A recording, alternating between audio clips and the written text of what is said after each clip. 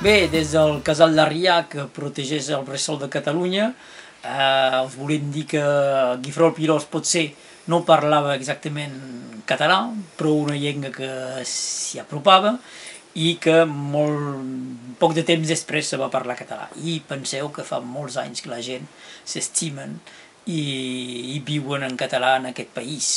I us recomano de continuar així, d'us estimar i de conjugar el verb putonejar al passat, al present i sobretot per al futur. Bona putonejada a tothom.